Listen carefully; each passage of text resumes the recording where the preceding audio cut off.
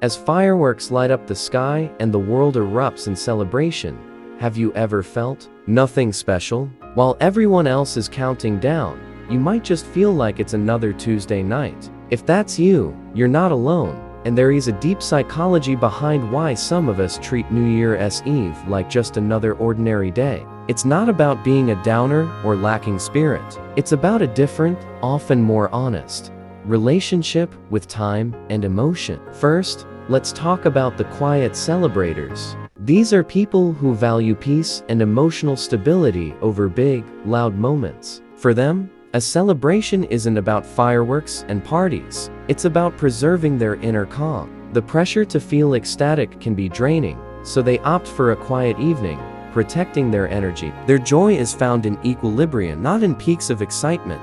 It's a conscious choice to regulate their emotions and start the year feeling centered, not exhausted. Then there are the time-blurred survivors. If you've been running on fumes, completely overwhelmed by work, stress, or mental fatigue, the calendar can start to lose its meaning. When your brain is in survival mode, just trying to get through the day, there's simply no mental space left for symbolic reflection. The transition from December 31st to January 1st feels less like a milestone and more like just another date on a packed to-do list. Your mind is focused on immediate needs, not abstract concepts like a new year. For others, New Year's Eve can be a painful reminder of what they don't have. These are the invisible lonely. As social media floods with pictures of happy gatherings, the feeling of isolation can become incredibly sharp. Public celebrations, which are meant to bring people together, can actually highlight a person's lack of social connection. To protect themselves from this pain,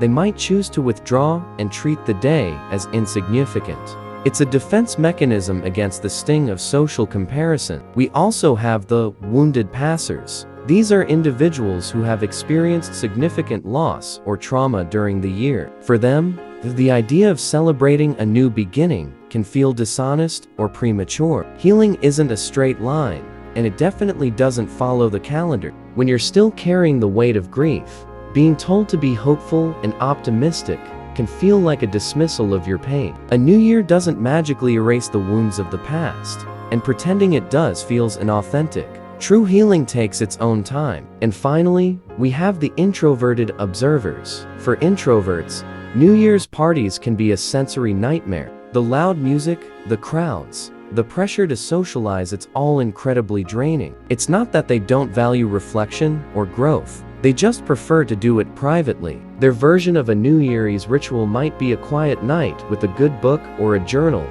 processing the year on their own terms. Their growth happens internally, away from the noise and the spectacle. So, why don't some of us feel the magic? Because New Year's isn't like a birthday or an anniversary. It celebrates an abstract concept, the simple passage of time. And not everyone connects emotionally with the number changing on a calendar. Our response to this day is deeply tied to our mental state, our social lives, and our personal journeys. The core message here is one of acceptance. Treating New Year's Eve like a normal day isn't a sign of emptiness or bitterness. It can be a sign of emotional honesty, self-preservation, or a different kind of inner strength. True growth and healing often happen quietly, far from the public displays and fireworks. So whether you're celebrating loudly or quietly, or not at all, your feelings are valid. Let's make a resolution to be more compassionate with ourselves and with others,